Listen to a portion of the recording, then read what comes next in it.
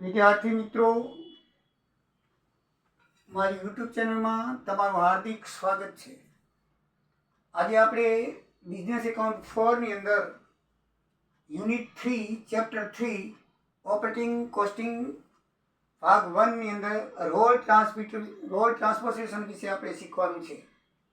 Road transportation એના વિશે શીખવાનું છે, એટલે કે રસ્તા વાહન વ્યવહાર, સેવા પડતર પદ્ધતિ, રસ્તા વાહન વ્યવહાર વિશે શીખવાનું છે. આ ચેપ્ટરની અંદર કોસ્ટિંગ 1 ની અંદર રોડ વિશે શીખવાનું આવશે, ખાલી રોડ ટ્રાન્સપોર્ટ વિશે શીખવાનું આવશે. જ્યારે બીજું યુનિટ 4 છે એની અંદર તમારી હોટેલ, હોસ્પિટલ અને થિયેટર, આ 3 વિશે શીખવાનું આવશે. તો આપણે અત્યારે પદ્ધતિ ભાગ 1 જોઈએ છીએ યુનિટ 3 ની અંદર. યુનિટ 3 ની અંદર સેવા પડતર પદ્ધતિ ભાગ 1 જોવાનો છે અને એના દાખલા જોવાના છે. હવે સેવા પદ્ધતિ કોને કહેવાય? What is the operating costing, બરાબર છે? તો સેવા પડતર પદ્ધતિ કોને કહેવાય? તો જે ઉદ્યોગમાં માલનું ઉત્પાદન થતું નથી પરંતુ જે સેવા પૂરી પાડે છે તેમાં પડતર શોધવા માટે જે પદ્ધતિનો ઉપયોગ થાય છે તે સેવા પડતર પદ્ધતિ ઓપરેટિંગ કોસ્ટિંગ કહેવાય છે. એટલે કે અત્યાર સુધી આપણે જોયું કે ભાઈ ઉદ્યોગો છે એ માલ ઉત્પાદન કરતા, કોઈક એકમનું ઉત્પાદન કરતા, ઇલેક્ટ્રિક સાધનનું ઉત્પાદન કરતા, કાપડના જે બનાવટ હોય છે, શર્ટ પેન્ટ, એનું ઉત્પાદન કરતા, અથવા બીજા કોઈ પણ એકમનું એ ઉત્પાદન કરતા. તો એવા બીજા પણ ઘણા ઉદ્યોગો છે જે સેવા પૂરી પાડે છે. એમાં કોઈ જાતનું ઉત્પાદન થતું નથી પણ સેવા પૂરી પાડે છે. એનું ઉત્પાદન એ સેવા જ છે, કોઈ એકમનું ઉત્પાદન હોતું નથી, એમાં કોઈ મજૂરી કે એવું કાંઈ હોતું નથી. એ સેવાઓ પૂરી પાડે છે. જે સેવાઓ પૂરી પાડે છે એવા અનેક ઉદ્યોગો છે. દાખલા તરીકે આપણે હોટલ છે, હોસ્પિટલ છે, થિયેટર છે, રોડ ટ્રાન્સપોર્ટ છે, બરાબર છે, અકબોટ છે, તો એવા બધા ઘણા ઉદ્યોગો છે. તો એ આપણે પૂરા પાડવાના હોય છે. તો આપણને એ ઉદ્યોગો વિશે આ ચેપ્ટરની અંદર ભણવાનું આવશે. ભાગ 1 અને ભાગ 2 ની અંદર આપણે ભણવાનું આવશે. તો મિત્રો, આપણે આજે કોસ્ટિંગ 1 પ્રમાણે રોડ ટ્રાન્સપોર્ટેશન વિશે જોવાનું છે. હવે એમાં સેવા કઈ રીતે પૂરી પાડવામાં આવે છે અને એમાં કેવી રીતે દાખલા આવે છે એના વિશે આપણે જાણવું પડશે. તો સૌથી પહેલાં આપણે સેવા પડતર પદ્ધતિ એટલે શું જોઈ લીધું કે જે ઉદ્યોગમાં માલનું ઉત્પાદન થતું નથી પણ ખાલી સેવા જ પૂરી પાડે છે અને એની પડતર શોધવાની હોય તો એ પદ્ધતિને સેવા પડતર પદ્ધતિ કહેવામાં આવે છે. દાખલા તરીકે તમે ગાડી ભાડે કરો અને બસ ભાડે કરો તો તમે ક્યાં જાઓ છો? યાત્રાએ જાઓ છો, બરાબર છે? તો એમાં આપણને ટેક્સીવાળા જે છે એ સેવા પૂરી પાડશે, બરાબર છે? એ સેવા પૂરી પાડશે, આપણી પાસે કિલોમીટર દીઠ ભાડું લેશે, એવું બધું કરશે. તો એવા ઘણા ઉદ્યોગો છે કે જે તમને પ્રવાસે જવું હોય તો બસ પૂરી પાડે, બરાબર છે, ટેક્સીઓ પૂરી પાડે. પછી તમારે વાહનમાં ન જવું હોય ને બીજે ટ્રેનમાં જવું હોય તો તેના માટે ટ્રેનનો પણ ઉદ્યોગ છે. આખો ટ્રેન રેલવે તંત્ર આખું ઊભું છે, વિમાન તંત્ર આખું, એરપોર્ટ આખું ઊભું છે. એવા કંઈક ઉદ્યોગ એવા છે, એરપોર્ટ ઉદ્યોગ છે, રેલવે તંત્ર ઉદ્યોગ છે. આ એક જાતના ઉદ્યોગો છે સરકાર દ્વારા પ્રસારિત થતા. એમાં ફક્ત ને ફક્ત સેવા આપવામાં આવે છે. દાખલા તરીકે હોસ્પિટલ છે તો એમાં આપણે ડાક્ટરની સેવા લેવા જઈએ છીએ. પછી ગેસ કંપની છે એ આપણને ગેસ આપે છે. પછી લાઇટ કંપની એટલે વીજળી કંપની છે એ આપણને વીજળી પૂરી પાડે છે. ગેસ કંપની છે, હોટલ છે, એ આપણને મુસાફર દીઠ આપણે ક્યાંય બહાર ગયા હોય તો આપણને એ રૂમ અથવા તમે જે કહો એ પ્રમાણે AC room, non AC room પૂરા પાડે છે. અને પછી તમને પથારી દીઠ નવા રૂમ રાખવા તો પથારી પણ તમને પૂરી પાડે છે. કેન્ટીન છે, ચાના કપ દીઠ આપણને ચા આપે છે. હોસ્પિટલ છે, દર્દી દીઠ દિવસ દીઠ આપણી પાસે ચાર્જ લે છે અથવા દાખલ કરાવો તો રૂમના ચાર્જ લે છે. આ બધી સેવાઓ છે. તો એ સેવાઓની પડતર શોધવી પડે. જેમ આપણે એકમ પડતર શોધતા હતા એમ સેવાઓની પડતર શોધવી પડે ને એ સેવાઓની પડતર શોધવાની પદ્ધતિને સેવા પડતર પદ્ધતિ કહેવામાં આવે છે, બરાબર છે? ઓપરેટિંગ કોસ્ટિંગ કહેવામાં આવે છે. આની અંદર કોઈ એકમ ઉત્પાદન થતું નથી પણ સેવાઓ પૂરી પાડવામાં આવે છે. તો સેવાઓ પૂરી પાડવાની જે પદ્ધતિ છે એને શું કહેવામાં આવે છે? સેવા પડતર પદ્ધતિ. મિત્રો સમજી ગયા હશો. એ રીતે according to Institute of Cost and Works Account, ઇંગ્લેન્ડના એક લેખકે કીધું છે કે operating cost is the cost of providing service, આપણને સર્વિસ પૂરી પાડે છે, પ્રોવાઇડિંગ સર્વિસ, બરાબર છે. સેવા પૂરી પાડવાની પડતર એટલે સેવા પડતર કહેવાય. Operating cost is the cost of providing service. તમને ખર્ચને આધારિત સર્વિસ પૂરી પાડે છે, તમારી પાસેથી ખર્ચ લે એટલે કે મીન્સ ભાડું લે અને તમને સર્વિસ પૂરી પાડે, એને કહેવાય કોસ્ટિંગ પાર્ટ, ઓપરેટિંગ કોસ્ટિંગ કહેવાય. શું કહેવાય એને? ઓપરેટિંગ કોસ્ટિંગ કહેવાય. દાખલા તરીકે રેલવે છે, રસ્તા વાહન વ્યવહાર છે, ગેસ, વીજળી, hospital, canteen, telephone, hotel, theatre, હવાઈ વ્યવહાર, આ બધી જે સેવા છે એ બધી સેવાને આપણે સેવા પડતર પદ્ધતિથી આપણે ગણવા પડશે. દાખલાઓ એના બધા ગણવા પછી હોટલમાં કઈ રીતે મેનેજમેન્ટ થાય છે, એરોડ્રામ પર કઈ રીતે મેનેજમેન્ટ થાય છે, કેવી રીતે હિસાબ રખાય છે, હોસ્પિટલમાં કેવી રીતે મેનેજમેન્ટ થાય છે, કેવી રીતે હિસાબ રખાય છે, ગેસ અને વીજળીમાં કેવી રીતે મેનેજમેન્ટ થાય છે અને હિસાબ રખાય છે, બધા વિશે આપણે જાણવું પડશે. પણ મિત્રો આપણા એસવાયના અંદર ફક્ત યુનિટ 3ની અંદર ખાલી રોડ ટ્રાન્સપોર્ટેશન વિશે જાણવાનું છે અને યુનિટ 2માં હોટલ, હોસ્પિટલ અને થિયેટર, આ 1, 2, 3 ને 4 જ વિશે કરવાનું છે. આ ટેલિફોન કે કેન્ટીન કે ગેસ કે વીજળી એના વિશે આપણે ભણવાનું નથી, બરાબર છે. પણ એ બધી સેવા ઉદ્યોગો છે, એને શું કહેવાય? સેવા ઉદ્યોગ કહેવાય. બધા સેવા ઉદ્યોગો છે. તો આપણે આપણા અભ્યાસક્રમની અંદર યુનિટ 1ની અંદર આપણે યુનિટ 3ની અંદર પાર્ટ 1માં ફક્ત ને ફક્ત રોડ ટ્રાન્સપોર્ટેશન એટલે કે રસ્તા વાહન વ્યવહાર વિશે જાણવાનું છે. અને જ્યારે યુનિટ 4માં આવશું ભાગ 2ની અંદર, એની અંદર ફક્ત આ 3 થિયેટર, હોસ્પિટલ અને હોટલ, આ 3 વિશે જાણવાનું છે, બાકી કોઈ વિશે જાણવાનું નથી. આ 3 અને એક આ 4ના દાખલા તમે પરીક્ષામાં પૂછાશે. તો ચાલો મિત્રો આપણે આગળ વધીએ. તો આ રોડ ટ્રાન્સપોર્ટેશન આપણે જોવાનું છે, રોડ ટ્રાન્સપોર્ટેશન વિશે જોવાનું છે અને એના લક્ષણો શું છે. તો સેવા પડતર પદ્ધતિ છે આખી, એના લક્ષણો શું છે, પછી આપણે જોઈએ રસ્તા વાહન વ્યવહારનું. તો સૌથી પહેલા સેવા પડતર પદ્ધતિના લક્ષણોમાં પહેલું આવે છે કે આવા ઉદ્યોગો ગ્રાહકોને વિશિષ્ટ સ્વરૂપની સેવાઓ પૂરી પાડવામાં રોકાયેલા છે, તેથી તે સેવાની પડતર શોધે છે, બરાબર છે. આવા જે ઉદ્યોગો છે આ બધાએ તમને જણાવે તે ગેસ, વીજળી, હોસ્પિટલ, ટેલિફોન, હોટલ, થિયેટર, બરાબર, હવાઈ વ્યવહાર, રોડ ટ્રાન્સપોર્ટેશન, એ બધા ઉદ્યોગો શું છે? એક સેવા પૂરી પાડે છે અને તેથી એ સેવાની પડતર શોધે છે કે આપણને આમ મુસાફરી કેટલા રૂપિયા લઈ તો ફાયદો થાય, આપણને પડે કેટલામાં. અહીંયાથી તમે જાઓ તો ડીઝલ કેટલું વપરાય, પેટ્રોલ કેટલું વપરાય, ગ્રીસ કેટલું વપરાય, ટાયરનો ઘસારો કેટલો થાય, ડ્રાઈવરનો પગાર કેટલો થાય, એ બધો ખર્ચ કરીને પછી આપણને શું મળે. એટલે એ જેમ આપણે એકમ પડતર શોધતા હતા ને એમ એ પણ એ પડતર શોધે અને પછી આપણને ભાડું કે ભાઈ તમારું ભાડું આટલું થશે, એ નફો કરવો એટલો.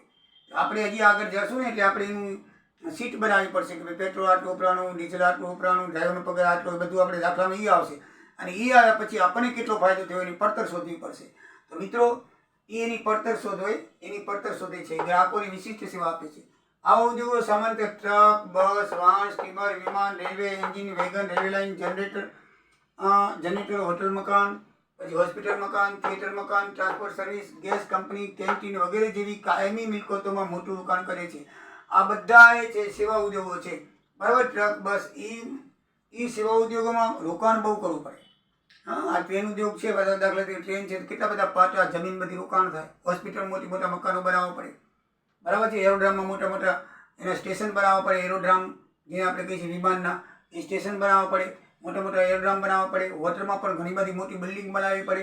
એટલે એનું રોકાણ, વાહન વ્યવહારની અંદર પણ ઘણી બધી બસો લેવી પડે, ઘણી બધી ટેક્સીઓ રાખવી પડે, એના માટે ગેરેજ કરવું પડે. એટલે આમાં રોકાણ ઘણું છે. આવક પછી ધીમે ધીમે થાય. એટલે આ જે ઉદ્યોગ છે એમાં પહેલાં મોટું રોકાણ કરવું પડે, પછી આવક ધીરે ધીરે થાય. રોજબરોજના ખર્ચાઓ ચૂકવવા માટે કાર્યશીલ મૂડીનું પ્રમાણ તુલનાત્મક રીતે ઓછું હોય છે, બરાબર છે. આમાં રોજબરોજના ખર્ચા હોય છે, આનો અર્થ તમે બરાબર સમજો. કાર્યશીલ મૂડી એક વખતનું તમે ગાડીઓ, ટ્રક ને બધું લઈ લીધું, પછી કાર્યશીલ મૂડીની જરૂર નથી, પછી ભારતમાં આવતા શરૂ થઈ જાય. ધંધાની અંદર કાર્યશીલ મૂડીની ખાસ જરૂર છે, કારણ કે મૂડીઓ તો જ માલ આવે, બરાબર ને. આમાં એક વખત તમે ખર્ચ કરી લીધા પછી કાર્યશીલ મૂડી એટલે સતત આપણે એમાં કાર્ય કરવા માટે મૂડીની જરૂર પડતી હોય. આમાં એટલી બધી મૂડીની જરૂર નથી, ખાલી પેટ્રોલ ડીઝલ પુરાવી દો એટલે કામ શરૂ થઈ ગયું. ધંધાની અંદર તો અનેક પ્રકારના આપણે માલ લેવા પડે, બરાબર છે, કેટલી જાતની સગવડ કરવી પડે. આમાં એક વખત તમે રોકાણ કરી નાખ્યું, ભાઈ માનો કે તમે ટ્રાન્સપોર્ટેશન ધંધો છે તો 4-5 ટ્રકો લઈ લીધી, 4 ડ્રાઈવરને તમે નોકરીમાં રાખી લીધા, એ બધું થઈ ગયું. હવે તમારે કોઈ ગ્રાહકને માલ પહોંચાડવાનો તો ડ્રાઈવરને કહી દેવાનું ભાઈ લઈ જા, પેટ્રોલ આટલું પુરાય છે, ખાલી પેટ્રોલ ડીઝલનો ખર્ચ, એટલે ઓપરેટિંગ મૂડી થોડીક જ હોય તો ચાલે. કાર્યશીલ મૂડી થોડી હોવી જોઈએ તો પણ ચાલે. તુલનામાં બીજા ઉદ્યોગ કરતાં કાર્યશીલ મૂડી પછી એક વખત રોક્યા પછી ખાલી તમે તમારે કને 5-10 હજાર હોય તો ખાલી 2,000-5,000 પેટ્રોલ પુરાઈ દો, એ તમારે તમારું કાર્ય થઈ જશે. પછી તો એ ભાડું આવશે, એમાંથી પછી આપણું કાર્ય ચાલે પડ્યું. બરાબર છે. એટલે કાર્યકાલ મૂડી જે કાર્યશીલ મૂડી છે એનું પ્રમાણ તુલનાત્મક રીતે ઓછું હોય છે. આવા ઉદ્યોગો સેવાની પડતર નક્કી કરતા ખર્ચાઓનું સ્થિર ખર્ચા અને ચલિત ખર્ચામાં વર્ગીકરણ કરે છે. એટલે આ જે ઉદ્યોગો છે એમાં સ્થિર ખર્ચા કયા કહેવાય, ચલિત ખર્ચા કહેવાય. પેટ્રોલ છે, ડીઝલ છે, બરાબર છે, એ ભાઈ ગ્રીસ છે, બધા ચલિત ખર્ચાઓ કહેવાય. પછી વાહન ખરીદવું, બસ ખરીદી, ટેક્સી ખરીદી, બધા સ્થિર ખર્ચા કહેવાય. મકાન ખરીદવું, એમાં વર્ગીકરણ કરે છે સ્થિર ખર્ચાનું ને અસ્થિર ખર્ચાનું. આ ઉદ્યોગોમાં પ્રવૃત્તિનું પ્રમાણ વધે તેમ એકમ દીઠ ઝડપથી ઘટે છે, કારણ કે તેમાં સ્થિર ખર્ચાનું પ્રમાણ ઊંચું હોય છે. દાખલા તરીકે બસમાં મુસાફર પ્રમાણ ઊંચું રહેતો હોય તો મુસાફર ખર્ચ નીચો રહે. આમાં શું છે કે આ ઉદ્યોગમાં પ્રવૃત્તિનું પ્રમાણ વધે તેમ એકમ દીઠ ખર્ચ ઝડપથી ઘટે. આમાં એવું છે કે તમે બસ ભાડે કરી હોય અને તમે 10 જણા જાઓ તો આપણને મોંઘું પડે કે ન પડે? પણ જેટલી બસની સીટો છે 50-50, તો એ પ્રમાણમાં મોંઘું પડશે, ઘટશે. તો એનું શું છે, મુસાફર દીઠ ખર્ચ નીચો રહેવાનો. બરાબર. ઉદાહરણ કે બસમાં મુસાફર પ્રમાણ ઊંચું રહે તો બસ મુસાફર ખર્ચ ઘટે. એક જ બસની અંદર તમે 10 જણા બેસો અને 50 જણા બેસો તો ઓછું પડે ને. આપણે 10 જણા, માનો કે આપણે એમ માની કે 10 જણા બેસી અને બસ ભાડે લઈ જવી છે તો મોંઘું પડશે. પણ 50 જણા સાથે જઈએ, 50 સીટ વાળું, તો એ સસ્તું પડશે. એટલે આમાં લખ્યું છે કે આ ઉદ્યોગમાં પ્રવૃત્તિનું પ્રમાણ વધે તેમ એકમ દીઠ ખર્ચ ઝડપથી ઘટે છે, કારણ કે તેમાં સ્થિર ખર્ચનું પ્રમાણ ઊંચું હોય છે. દાખલા તરીકે બસમાં મુસાફરી પ્રમાણ ઊંચું રહેતા મુસાફરી ખર્ચ નીચો રહે છે. બરાબર. એટલે જેમ મુસાફરી પ્રમાણ ઊંચું એટલે મુસાફરો ઘણા, એ મુસાફર ખર્ચ કેટલો નીચો રહે છે. આ પદ્ધતિમાં ફક્ત સેવાની પડતર શોધાય છે, માલની પડતર શોધવામાં આવતી નથી. આ જે પદ્ધતિના આપણે દાખલા જોઈશું ને એમાં સેવાની પડતર શોધવાની છે. જે અગાઉ આપણે સેન 3માં દાખલા જોયા એમાં સેવાની નહીં પણ તેની માલની પડતર શોધતા હતા. બરાબર ને? તો માલની પડતર આમાં શોધવાની, સેવાની પડતર શોધવાની છે કે ભાઈ સેવાની પડતર કેવી રીતે, કઈ પડતર શોધીને કેટલો આપણને ફાયદો થાય છે એ જોવાનું છે. એટલે આ દાખલાની અંદર આપણે શું શોધવાનું છે? સેવાની પડતર શોધવાની છે. હવે મેં આ તમને કહી દીધું કે આપણા અભ્યાસક્રમમાં સેવા પડતર ભાગ 1માં યુનિટ 3માં જે નવું પુસ્તક આવ્યું છે યુનિટ 3માં આ પદ્ધતિ છે, પ્રકરણ 3 છે. બરાબર છે. સેવા પડતર પદ્ધતિ ભાગ 1, એની અંદર ફક્ત રોડ ટ્રાન્સપોર્ટેશન વિશે, એટલે કે રસ્તા વાહન વ્યવહાર વિશે આપણે શીખવાનું છે. હવે એમાં બાકી આ પછી જોશું યુનિટ 4માં. હવે સેવાના પ્રકાર કયા કયા હોય અને એનો એકમ શું હોય? દાખલા તરીકે વીજળી કંપની તમે સેવા પૂરી પાડે તો એ તમને યુનિટ દીઠ, આપણે લાઇટ બિલ આવે છે ઘરમાં, યુનિટ દીઠ આવે. મોટું કારખાનું તો કિલોવોટ દીઠ હોય, વધારે પ્રમાણમાં લાઇટ ખપતી હોય તો એના એકમ છે પડતરના. વોટર કંપની હોય તો 1000 લીટર દીઠ તમારી કને, આજે આપણે સિટીની અંદર પાણી કાંઈ મફત મળતું નથી, બરાબર, 1000 લીટર દીઠ માંગેલા હોય છે. 1000 લીટર જે ભાવ હોય એ આપવો પડે છે. ગેસ કંપની હોય તો સિલિન્ડર દીઠ આપવો પડે છે. બરાબર છે. હવે તો લાઈન આવી ગઈ છે તો લાઈનમાં જે મીટર આવે એના દીઠ આપવું પડે છે. પછી હોટલ હોય તો પથારી દીઠ કે મુસાફરી દીઠ આપણે ચાર્જ લાગે છે. કેન્ટીનમાં ચાના કપ દીઠ ચાર્જ લાગે છે. અને હોસ્પિટલની અંદર દર્દી અથવા એક દિવસ રોકાવાનો ચાર્જ લાગે છે. જે તમારો અંદર જેવી રીતે દર્દ હોય એ પ્રમાણે તમે દાખલ કરવાના હોય તો એ પ્રમાણે ચાર્જ લાગે છે રૂમનો. અને ના હોય તો તમને સેવા પૂરી પાડીને તમે જવા દે છે અને એનો ચાર્જ લઈ લે છે. એટલે મુસાફર દીઠ પણ હોય, આમાં હોસ્પિટલમાં દર્દી દીઠ પણ હોય અને દિવસ દીઠ હોય. એ આ પડતરના એકમો છે કે આ જે સેવા ઉદ્યોગ કંપનીઓ છે એનો પડતરનો એકમ શું છે? આ એના પડતરના એકમ કહેવાય. પછી થિયેટર હોય તો 100 દીઠ ટિકિટનો દર હોય. શું હોય? થિયેટર છે એમાં વર્ગ દીઠ, એમાં first class, second class, third class હોય છે, એ પ્રમાણેની ટિકિટ એનો એ પડતરનો એકમ કહેવામાં આવે છે. રસ્તા વાહન વ્યવહારની અંદર આપણે હવે જોઈએ રસ્તા વાહન વ્યવહારની અંદર. તો રસ્તા વાહન વ્યવહારમાં આ જનરલ હતું કે ભાઈ સેવા પડતર પદ્ધતિ કઈ કહેવાય અને એના લક્ષણ શું છે અને એ સેવા પ્રકારના એકમો શું છે એ આપણે જોવું. બરાબર. પ્રશ્ન પૂછાય કે ભાઈ સેવા પડતર પદ્ધતિના લક્ષણ જણાવો તો આ એના લક્ષણ છે, અને સેવા પદ્ધતિના પ્રકાર જણાવો તો આ એના પ્રકાર છે, અને એના પડતરના એકમ જણાવો તો આ પડતરના એકમો છે. ભાઈ વીજળી કંપની યુનિટ દીઠ વેચાણ કરે, વોટર કંપની 1000 લીટર દીઠ વેચાણ કરે, ગેસ છે ગેસ કંપની સિલિન્ડર દીઠ વેચાણ કરે. બરાબર. એવી રીતે થિયેટર છે એ વર્ગ દીઠ ટિકિટની દર નક્કી કરે. તો આ રીતે એનું માળખું છે. બરાબર છે. લક્ષણો જોયા, વ્યાખ્યા જોઈ, સેવાના પ્રકાર જોયા, પડતરના એકમ જોયા. હવે આપણે જે મેઇન વિષય શીખવાનું છે રોડ ટ્રાન્સપોર્ટેશન એટલે કે રસ્તા વાહન વ્યવહારની અંદર શું આવશે એ જોઈએ. રસ્તા વાહન વ્યવહારમાં સેવાની પડતર પર નિયંત્રણ રાખવા દૈનિક વાહન પત્રક ડેઇલી લોગ શીટ બનાવવાની આવે છે. દરેક વાહન દીઠ લોગ શીટ બનાવવા આવે. લોગ શીટની અંદર શું નોંધણી કરવામાં આવે કે ભાઈ અહીંયાથી વાહન ગેરેજમાંથી ક્યારે નીકળ્યું, કેટલા કિલોમીટર હતા નીકળ્યું, એના કિલોમીટર નોંધવામાં આવે. પછી કેટલા કિલોમીટર મુસાફરી કરીને પરત આવ્યું, પછી એમાં કેટલો ડીઝલ વપરાણું, કેટલું પેટ્રોલ વપરાણું, એવું બધું એની અંદર આવશે. લાઇટવાળા વાહનો તો હવે થયા છે, જ્યારે એકાઉન્ટ થયું ત્યારે લાઇટવાળા વાહનો નહોતા એટલે એના હિસાબ આપણને નહીં આવે.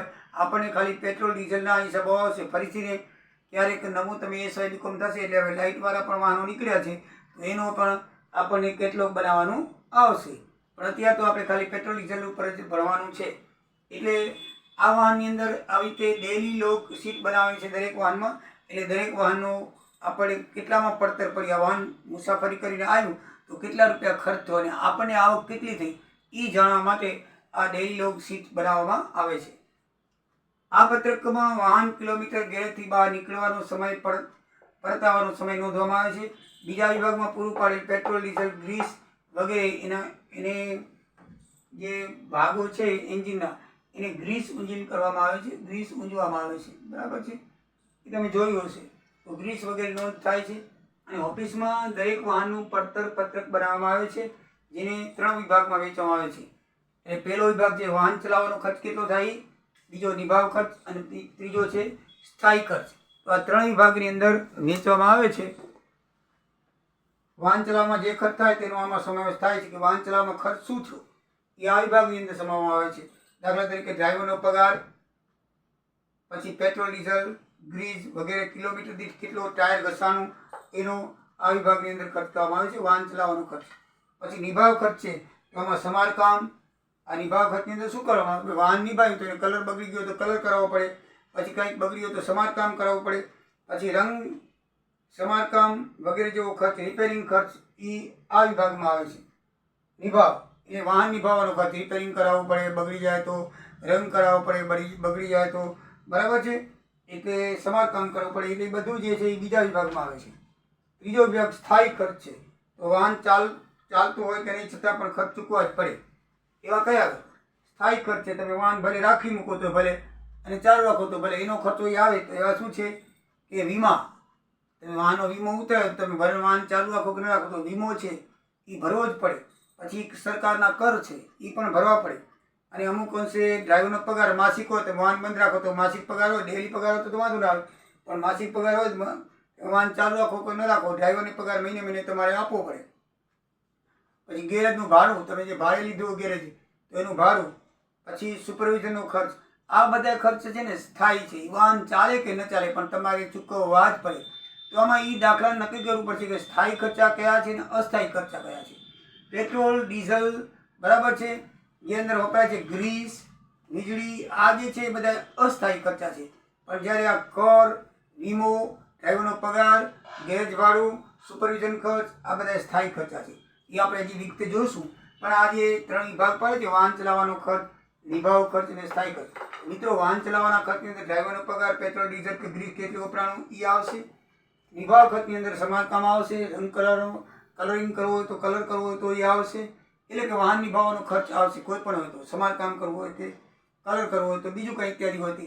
સ્થાયી ખર્ચની અંદર મેં તમને હમણાં વાત કરી તેમ વીમો, કર, પગાર ડ્રાઈવરનો, ગેરેજનું ભાડું, સુપરવિઝન ખર્ચ એ બધા સ્થાયી ખર્ચ કરવામાં આવે છે. એ કેમાં દર્શાવવામાં આવે છે એ આપણે ડેઇલી લોગ શીટની અંદર એક દર્શાવવામાં આવે છે. અને એ પત્રકની અંદર ડેઇલી લોગ શીટની અંદર દર્શાવવામાં આ 2 વસ્તુ આવે છે.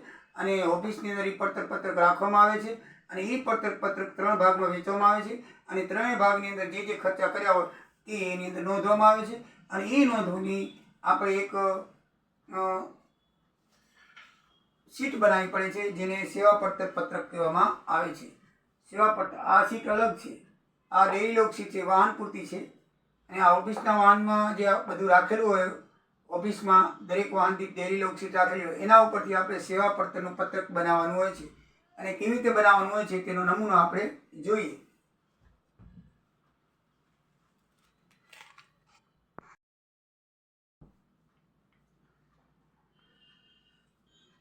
તો મિત્રો એમાં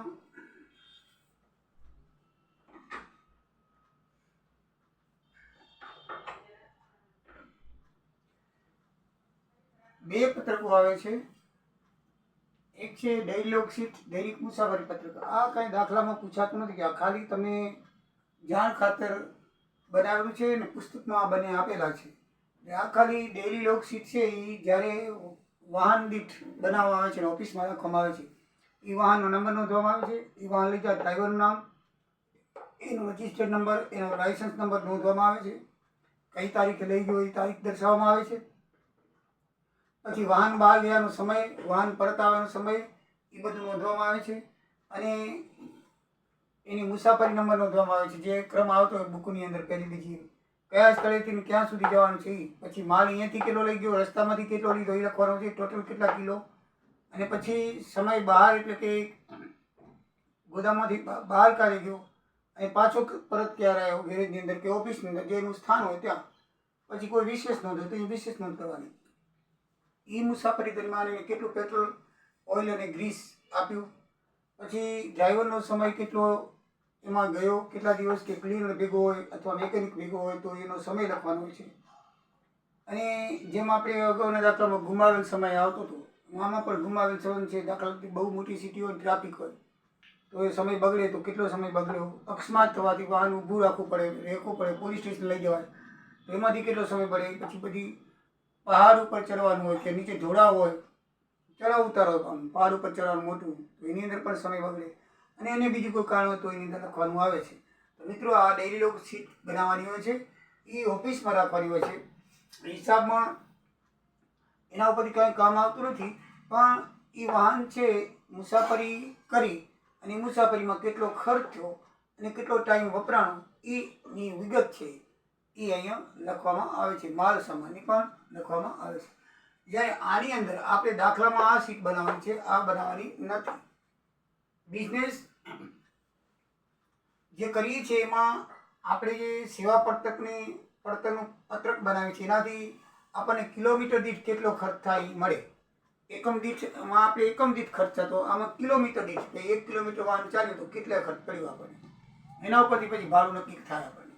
ઘણી વખત જો ભાડું લેવા જઈએ એટલે મને મિનિમમ 300 રૂપિયા કે કેટલા રૂપિયા કે 300 કે ક્યાંક મિનિમમ 600 રૂપિયા હોય તો મિનિમમ ભાડું એટલે લે પછી વધારે કિલોમીટર થાય તો એનો કિલોમીટરનો ચાર્જ પડે. એને આ રીતે કેટલામાં પડે છે એમને ખબર હોય એટલે એનાથી વધારે આપણને કે જેથી એને લાભ થાય.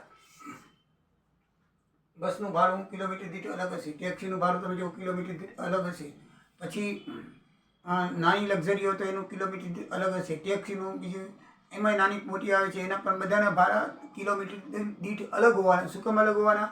કારણ કે એનો નિભાવ ખર્ચ એ પ્રમાણે ઓછો હોય તો ઓછું ભાડું હોય, વધારે હોય તો વધારે થાય, અને ઓછું ડીઝલ ખાતું હોય, ઓછું પેટ્રોલ ખાતું હોય તો એ પ્રમાણે ભાડું નક્કી કરેલું હોય. તો મિત્રો આમાં સ્થિર ખર્ચા અને અસ્થિર ખર્ચા કયા છે એટલું યાદ રાખો એટલે દાખલો તમને આવડી જાય. આપણે રકમની અંદર ખર્ચાઓ આપેલા છે, એમાં સ્થિર ખર્ચા અને અસ્થિર ખર્ચાનું વર્ગીકરણ કરી અને કિલોમીટર દીઠ આપણે એની પડતર કાઢવાની હોય છે. તો સ્થિર ખર્ચા કયા છે? વીમા પ્રીમિયમ, લાયસન્સ ફી, ગેરેજ ભાડું, રોડ આરટીઓ ટેક્સ, ડ્રાઈવર પગાર, ક્લીનર પગાર, સુપરવાઇઝર પગાર અને અન્ય વહીવટી ખર્ચા છે તે શું છે? સ્થિર ખર્ચા કહેવામાં આવે છે. સ્થિર ખર્ચા એટલે કે આ તમે વાહન ઊભું રાખો કે ચલાવો તો એ ખર્ચા તો આ બધા આવવાના છે. વીમા પ્રીમિયમ ભરવું જ પડે વાર્ષિક, લાયસન્સ ફી ભરવી પડે, ગેરેજ ભાડું ભરવું પડે, રોડ ટેક્સ એ આપણે વાહન લઈએ એટલે ભરવો, આરટીઓ ટેક્સ હોય એ ભરવો પડે, ડ્રાઈવરનો પગાર માસિક હોય એટલે એ દેવો પડે, ક્લીનર પગાર, સુપરવાઇઝર એ બધા માસિક પગાર હોય છે એટલે એ આપણે આપવા જ પડે. આ બધા માસિક પગાર છે ને, ડેઇલી પગાર હોય તો આપણે ડેઇલીમાં ચૂકવી દઈએ છીએ, પણ માસિક પગાર છે એ સ્થિર ખર્ચ છે. માસિક પગાર શું છે? એ સ્થિર ખર્ચ છે. પછી અસ્થિર ખર્ચા આવે છે એટલે કે ચલિત ખર્ચ. બે પ્રકારના ખર્ચા હોય છે. જો વાહન ચાલે તો જ ખર્ચા જાય, ને કે થાય નહીં. આ વાહન ચાલે તો ભલે, ન ચાલે તો ભલે. એ સ્થિર ખર્ચા એટલે વાહન ચાલે તોય ખર્ચો થાય, ન ચાલે તોય પણ ખર્ચ થાય. જ્યારે આ અસ્થિર ચલિત ખર્ચા એ વાહન ચાલે તો જ ખર્ચ થાય, ન કે થતો નથી. દાખલા તરીકે ઘસારો ક્યારે લાગે? વાહન ચાલે તો જ લાગે. પછી સમારકામ નિભાવ ખર્ચી વાહન ચાલે તો જ લાગે, પેટ્રોલ અથવા ડીઝલ વાહન ચાલે તો જ વપરાય, ટાયર ટ્યુબનો ખર્ચ થાય વાહન ચાલે તો જ વપરાય, ઓઇલ છે, ગ્રીસિંગ છે, લુબ્રિકન્ટ છે, જે ગ્રીસિંગ કરવાનું આવે વાહનોના પુરજા જે હોય ને યંત્રની અંદર, તો એ જે છે એ વાહન ચાલે તો જ ખર્ચ કરવામાં આવે છે. એટલે વાહન ચાલે ત્યારે જે ખર્ચ થાય એ ચલિત ખર્ચ કહેવાય. અને વાહન ચાલે કે ન ચાલે એના વાહન ઉપર કોઈ પણ આધાર નથી, વાહનની કોઈ લેવા દેવા નથી, એ જે ખર્ચા છે એ સ્થિર ખર્ચા કહેવાય. તો મિત્રો આ જે સ્થિર ખર્ચા અને અસ્થિર ખર્ચા એનું ટોટલ મારી અને પછી જેટલા કિલોમીટર થયા હોય એને તમે ભાગો એટલે કિલોમીટર દીઠ તમારો એક ખર્ચ એકમ પડતર આવી જાય. બરાબર છે. આમાં કિલોમીટર દીઠ પડતર કાઢવાની હોય છે. તો મિત્રો હવે આપણે નેક્સ્ટ વિડીયોની અંદર દાખલા જોઈશું. અત્યાર સુધીમાં જે આપણે ઇન્ટ્રોડક્શનની અંદર જોયું તે એના લક્ષણો જોયા, એના પડતર એકમો જોયા, કઈ સેવાઓ કહેવાય છે, ઉદ્યોગ તરીકે સેવા ઉદ્યોગ તરીકે કઈ સેવાઓ કહેવાય છે એ જોયું, એને કેવી રીતે પત્રક બનાવવામાં આવે છે એ જોયું, અને ડેલી શીટ ઓફિસમાં કેવી રીતે રાખવામાં આવે છે એ જોયું. આ પરીક્ષામાં પૂછાતો નથી, કદાચ નમૂનો પૂછાય તો કામ આવે, બાકી દાખલો આ શીટથી બનાવવાનો હોય છે. બરાબર મિત્રો. તો મારો વિડીયો તમે લાઈક કરજો, સબસ્ક્રાઈબ કરજો, અને આગળ જે વિડીયો છે જોતા રહેજો. રેગ્યુલર કોર્સ ચાલુ થઈ જશે. બિઝનેસ એકાઉન્ટનો થઈ ગયો, કોસ્ટિંગનો થઈ ગયો, રામાયણ મહાભારતનો થઈ ગયો, હવે બેન્કિંગ અને આપણે કરવેરા ભાગ 2 નો કરવાનો છે. તે નેક્સ્ટ વિડીયો હું આજે બનાવીને મોકલાવું છું, જેથી 5 વિશેના વિડીયો રનિંગમાં રહેશે. તો તમે મિત્રો વિનંતી કરું છું કે સબસ્ક્રાઈબ કરી અને તમારા મિત્રોને ફોરવર્ડ કરજો. જય સિયારામ, જય દ્વારિકાધીશ.